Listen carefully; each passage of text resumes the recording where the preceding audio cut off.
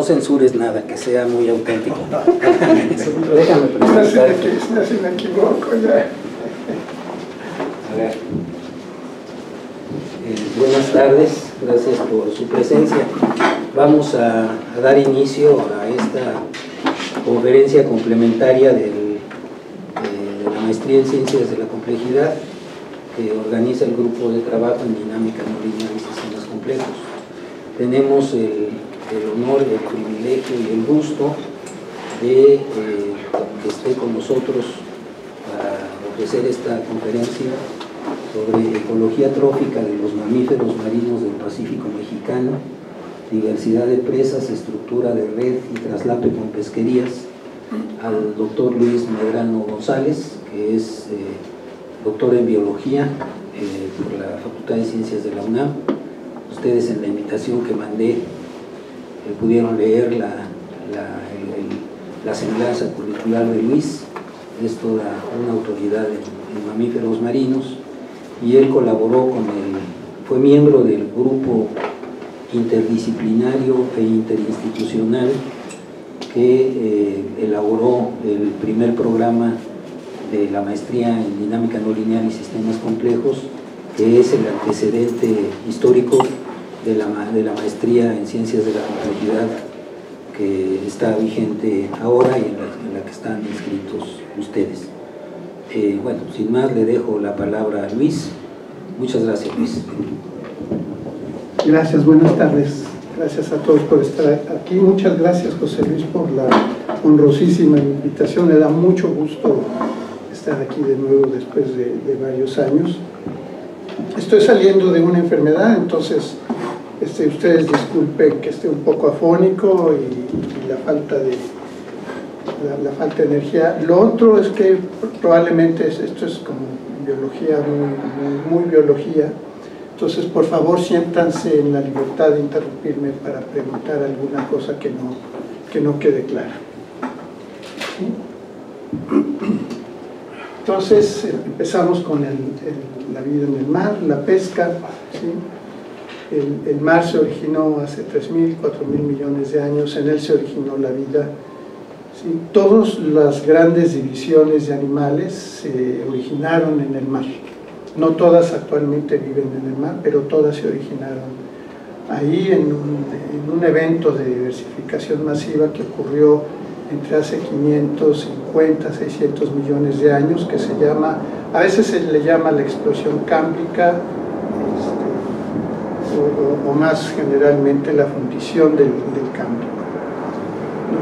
Entonces, la mayor parte de la vida en el mar en realidad ocupa, digamos, la parte de los continentes que está cubierta por el mar, la plataforma continental, que en realidad representa más o menos como el 6% de la superficie total del planeta. ¿No? Entonces la mayor parte de la vida está circunscrita ahí, y ahí también se hace, no probablemente, sin duda la mayor parte de la pesca. Ahora, a pesar pues de que, digamos, el mar ocupa 2/3 partes del planeta, los humanos solo tomamos como el 2% de nuestro alimento del mar.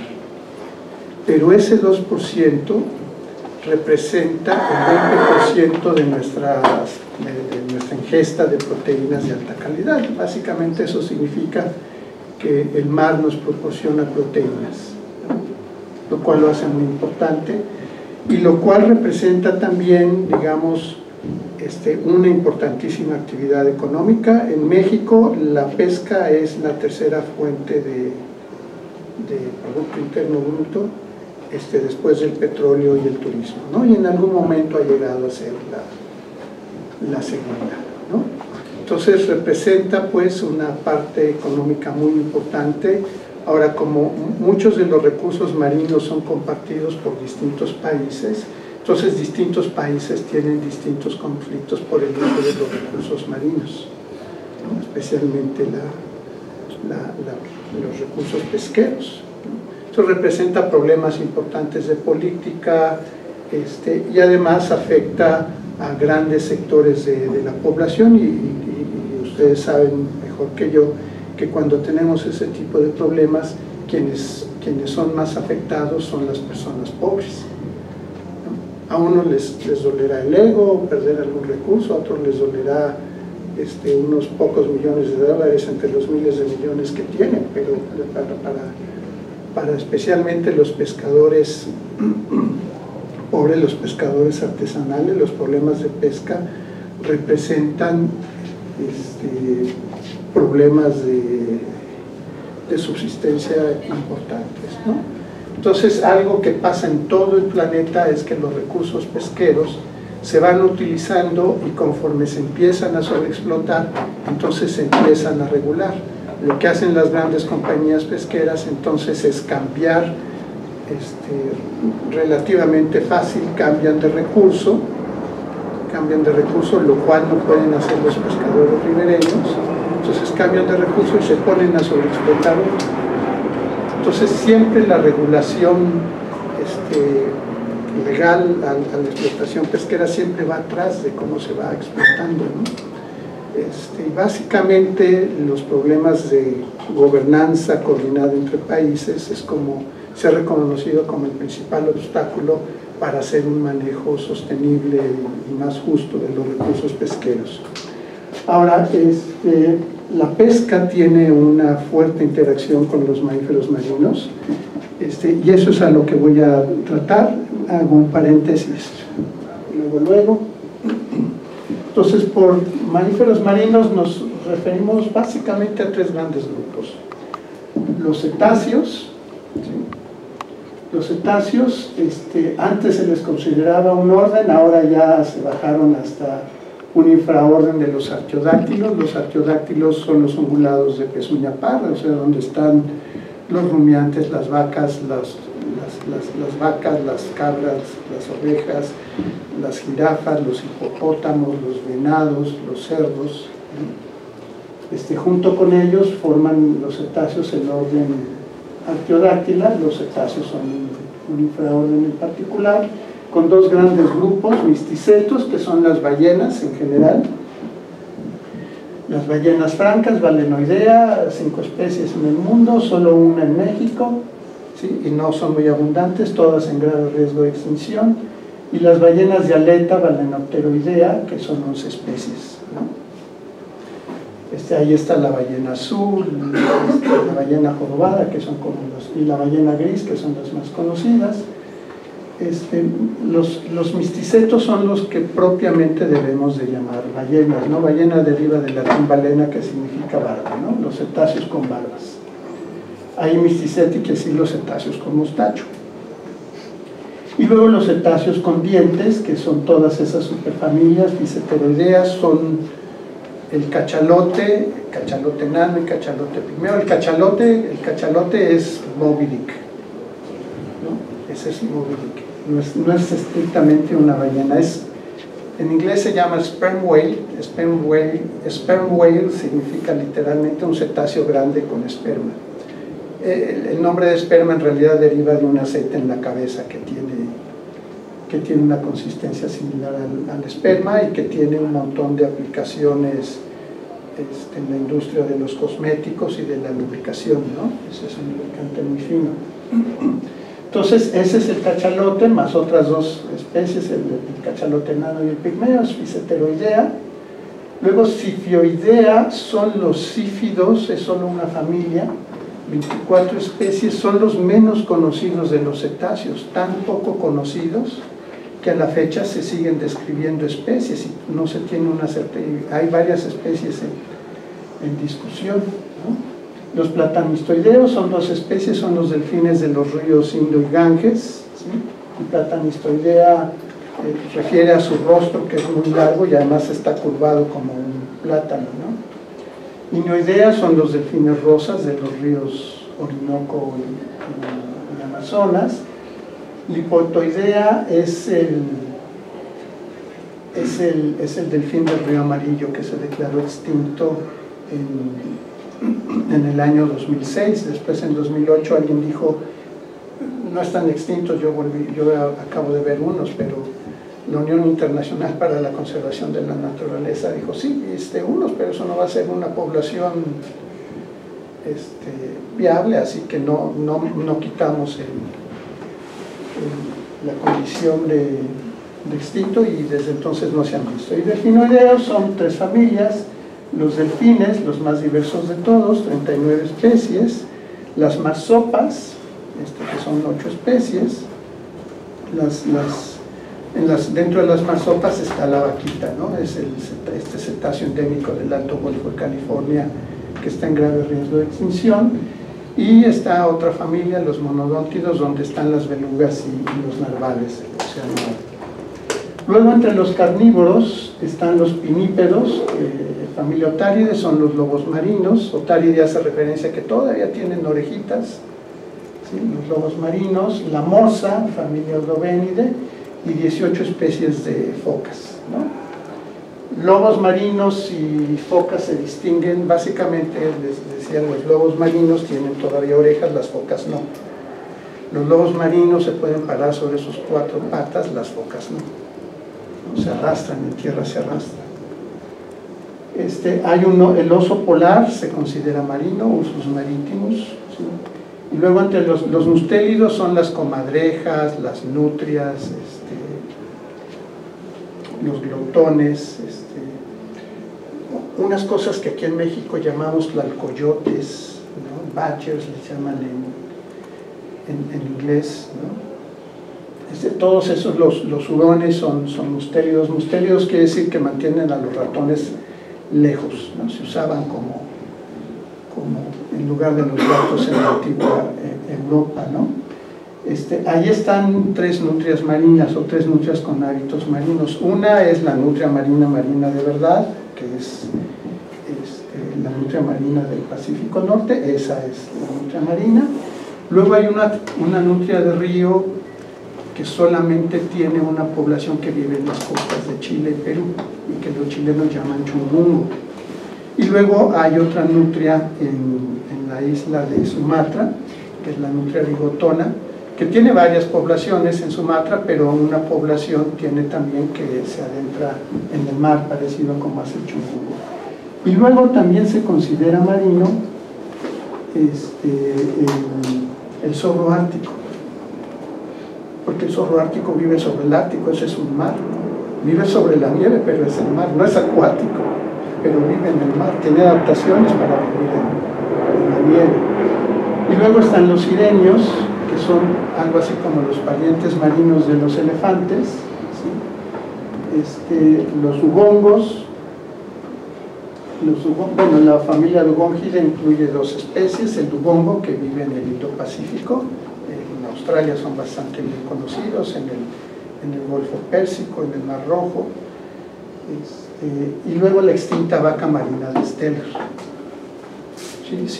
Si leen el libro de la selva, hay un cuento que se llama La foca blanca.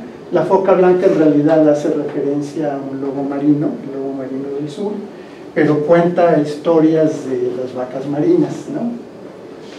Entonces son los dugongos, las vacas marinas, y hay 3 especies de manatíes, una de las cuales es el manatí caribeño, vive en México, ¿no? En México, en náhuatl, se les conoce como tlacamichin, que significa hombre pez. Y luego solamente en México tenemos un murciélago que se considera marino, que es el murciélago pescador del Golfo de California. Ellos viven en las islas de las grandes islas, la isla Ángel de la Guarda, la isla San Esteban, la isla Tiburón.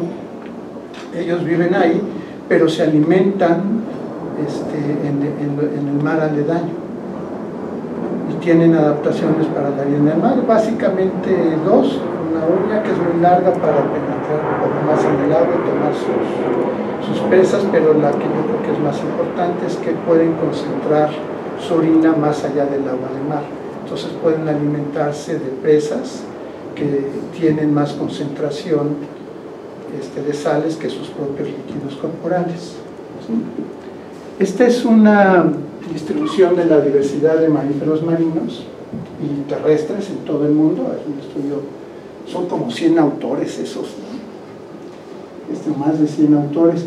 Entonces quiero llamar la atención a algo. Si nos fijamos en todos los mares interiores, el mar Báltico, el Negro, el Caspio, el Aral, el Mediterráneo, el Golfo Pérsico, el Mar Rojo, la bahía de Hudson, todos esos mares interiores, incluso en cierta forma el mar de Japón, el mar de Ojotsk, todos ellos tienen una baja diversidad de mamíferos marinos, lo cual es natural. Como mares cerrados, entonces también disponen de una cierta cantidad limitada de nutrientes, excepto el Golfo de California.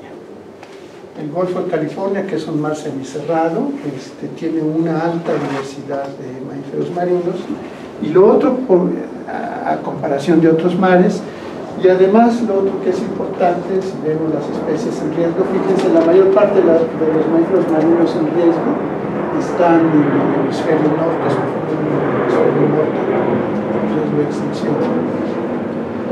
Y aquí tenemos una importante concentración de especies que están en alguna categoría de riesgo.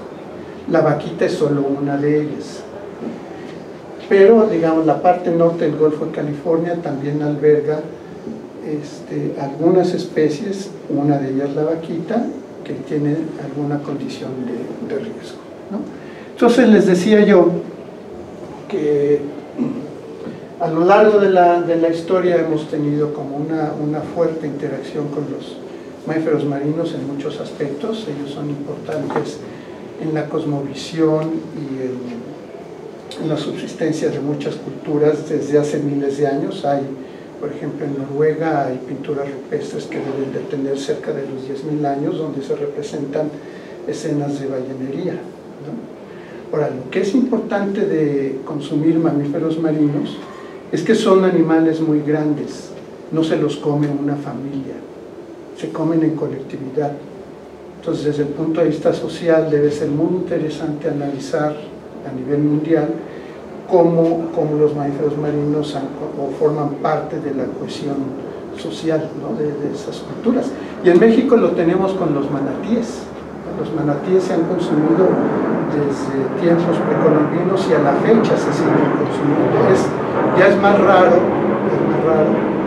pero todavía me cuenta una colega que vive en Campeche y dice, todavía uno llega a oír cómo en algunos pueblos de Campeche va la gente diciendo, hoy tenemos la mantina, que así le dicen por allá, la mantín, y entonces va alguien tocando la puerta en las casas para decir, hoy cenamos manatí, ¿no? Ya es muy difícil ya son reuniones como ya más difíciles de ver, pero digamos hasta la segunda mitad del siglo XX eso era bastante común, ¿no? Ahora ha cambiado mucho, digamos, la imagen que hemos tenido, por ejemplo, de las ballenas, ¿no? Desde ser, miren, esta es una foto de un manatí en Alvarado, ¿no? Alguien cazó un manatí, juntó a todos en el pueblo y seguramente agarraron el más grandote de todos para compararle el tamaño, ¿no? Entonces hay muchas historias, es muy famosa la historia de las selkies, ¿no? de la foca. Las focas, según en las orcadas, las focas cuando hace sol se quitan la piel y se ponen a bailar. Son mujeres que se quitan la piel de foca y se ponen a bailar, ¿no? Entonces hay muchos cuentos, digamos, de Escocia, de Inglaterra, las Islas Orcadas, muchas variaciones de la historia, ¿no? Entonces una de ellas tiene un hijo con un humano. En algún momento se lo quiere llevar, pero las focas mayores le dicen no puede vivir con nosotros. Lo tiene que regresar y entonces el niño acostumbra a hablar con su mamá y se hace como un gran sabio del mar, ¿no? Entonces, particularmente las ballenas, bueno, desde tiempos de la Biblia se les había asociado con el mal, y así, por ejemplo, se tratan en Moby Dick, ¿no? Pero después de Moby Dick, ya desde Moby Dick hay un capítulo que se llama La cola de la ballena, que hace una apología muy fuerte sobre combinando la belleza y el titanismo de las ballenas, ¿no? Y a partir de entonces hay varios escritos también. En los 1860 Jules Michelet habla sobre la grandiosidad y belleza de las ballenas y dice: si fuéramos un extraterrestre que va llegando a la Tierra, y eso se parece mucho a la novela del verdadero Cyrano de Bergerac, ¿no? Del viaje a la luna y de regreso. Él dice: si fuéramos extraterrestres, lo primero que veríamos, los primeros seres que veríamos serían las ballenas, ¿no? Si con ellas reconoceríamos a los, ¿cómo les llaman? A las soberanas del planeta. Eso decía Michelet. Entonces, a partir de, digamos, de esos mediados del siglo XIX, con todo ese cambio de ideas que hubo en el romanticismo, entonces las ballenas se empezaron a convertir en seres muy queridos, muy adorados, y a la fecha persiste esa imagen de ellas, ¿no? Entonces, ahora, lo que importa en general de los mamíferos marinos, ¿sí?, es que tienen niveles medios, tróficos medios y altos. Eso básicamente quiere decir que lo que uno encuentre en cosas de su alimentación refleja cosas que están pasando en la cadena trófica marina. Por ejemplo, ya desde los años 60 en las ballenas se habían identificado contenidos de DDT, lo que quería decir que el DDT se incorporaba a las cadenas tróficas y pasaba hasta las ballenas, ¿no? Hace algunos pocos años, el DDT se prohibió hace varios años, pero hace unos pocos años en un delfín de las costas de China alguien encontró DDT.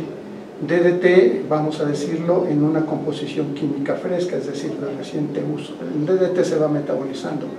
Entonces no es raro encontrar los derivados últimos del DDT, pero los derivados frescos del DDT, esos no se esperan. Entonces alguien lo encontró en un delfín, Sousa chinensis, Sousa chinensis. Y entonces eso quiere decir que en China alguien sigue utilizando DDT, ¿sí?, y ese DDT se está incorporando a las cadenas tróficas del mar de China, ¿no? Entonces, por esos motivos, digamos, en el estudio de los mamíferos marinos tiene dos cosas importantes. Uno, puedes reflejar cambios en la condición de los ecosistemas marinos. A algunos ecólogos les gusta decir, son indicadores de la salud de los ecosistemas. Eso me parece como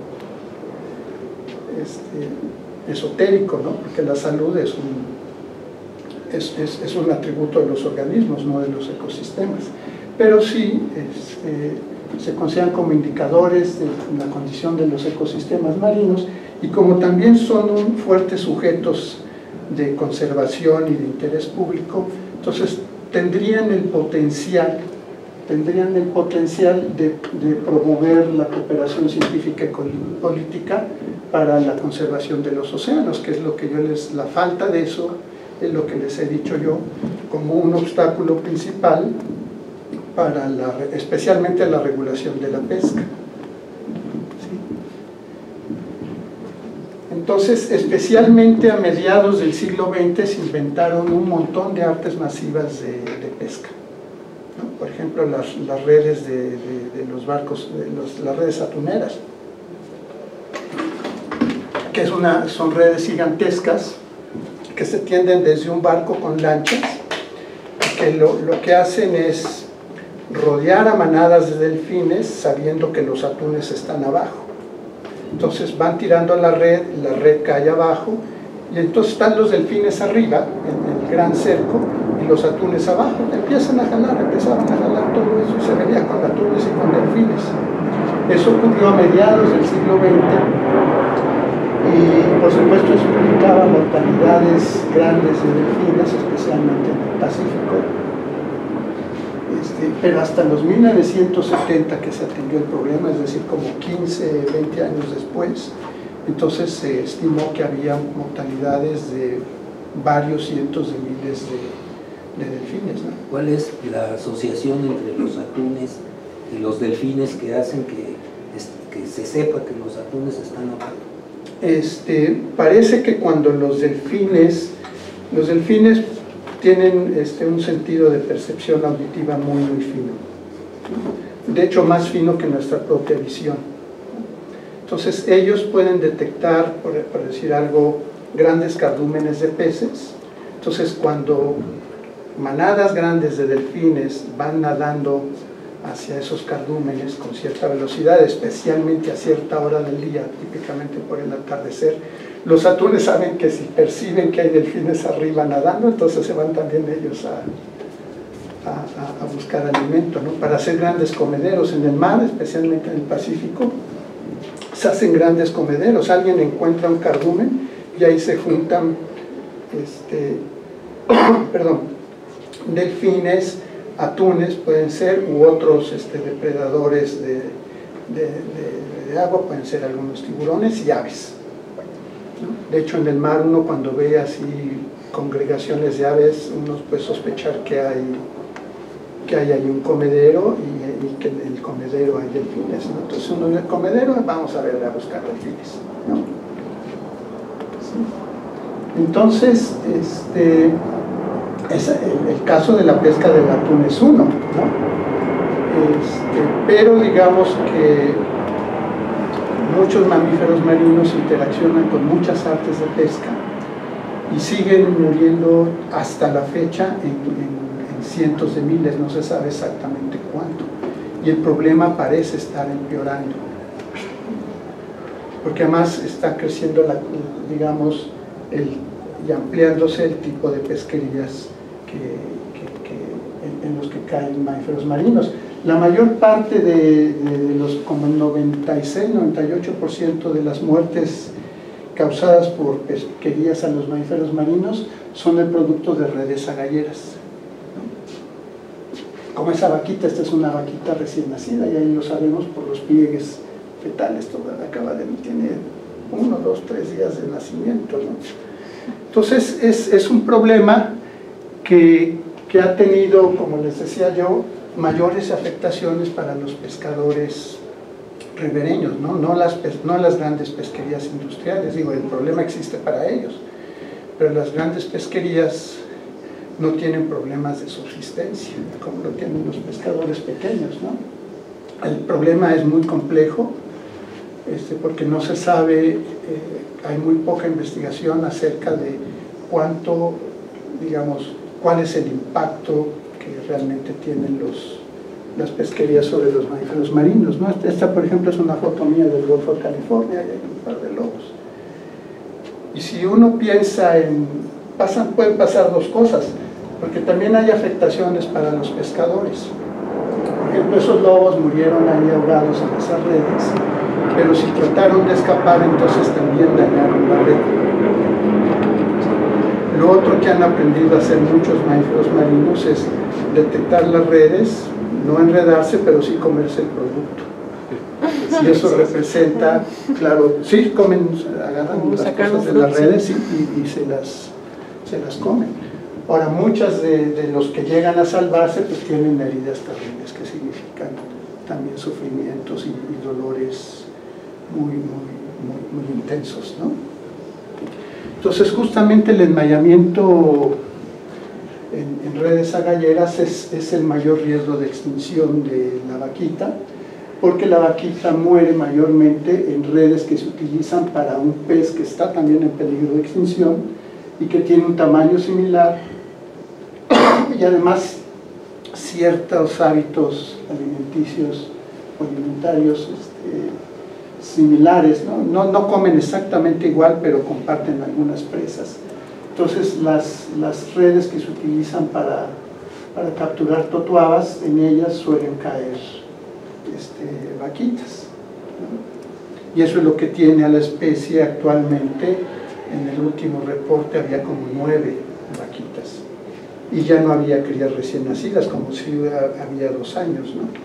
Ahora, por ejemplo, esta foto que está aquí es de Veracruz, donde lo que uno encuentra también son muchos animales mutilados. No es tanto por la red, sino porque los pescadores los encuentran enredados, entonces es más fácil cortarles las aletas. Esta otra, por ejemplo, es una ballena que tiene ahí una escoriación de una línea de pesca que quién sabe cuánto tiempo anduvo arrastrando, ¿no? Y esa ballena es una mamá con un bebé. Otra forma de interacción incluye, especialmente en México y otros países latinoamericanos, es que los pescadores, uno lo puede ver en la película de Luis Alcoriza, Tiburoneros, los pescadores, más antiguamente, ahora probablemente ya no, cazaban delfines para usar su carne como carnada para el tiburón, para las palancas. Eso se ve bien clarito ahí en la película de Luis Alcoriza. Y aquí algún colega de laboratorio que se juntaba con tiburoneros, así debía estar ruda la cosa, tiene esta foto donde está el delfín. Entonces ellos usaban la carne y al compañero le pasaban muestras biológicas, el contenido del estómago, el cráneo, cosas así, ¿no? Y eso forma parte ahora de la colección de la Facultad de Ciencias. Y ahí se ve el arpón. Ahora, un problema también, digamos, ya se empieza a presentar, es que conforme el clima se está calentando, entonces se están reduciendo las zonas de pesca y las zonas de alimentación de mamíferos marinos, lo que se estima que va a intensificar las interacciones entre pescadores y mamíferos marinos, ¿no? Entendiendo por cambio climático el calentamiento que los humanos hemos hecho del océano y la atmósfera. Y ese también, parecido a la condición de riesgo de los mamíferos, es fundamentalmente un asunto del hemisferio norte. Estas son las anomalías de temperatura, acá está del año, una cierta fecha de 2004, con respecto a un gran promedio, ¿no? Entonces, para muchos cetáceos tropicales, se espera que el cambio climático tenga efectos favorables. Por ejemplo, para las ballenas jorobadas y grises que se alimentan en regiones subpolares, el cambio climático parece estar significando que se amplían sus zonas de alimentación, entonces crecen sus poblaciones, ¿no? Pero para muchas otras especies, sobre todo de aguas templadas y frías, el cambio climático implica la contracción de sus zonas de alimentación, y entonces se espera que tenga un efecto negativo, pero eso es solamente en lo que se refiere a la alimentación. El otro gran problema es que al reducirse zonas adecuadas de pesca y alimentación, se espera que eso intensifique las interacciones, ¿no? Malas interacciones de pescadores y mamíferos marinos. Posiblemente eso empieza a ocurrir en la región de las grandes islas del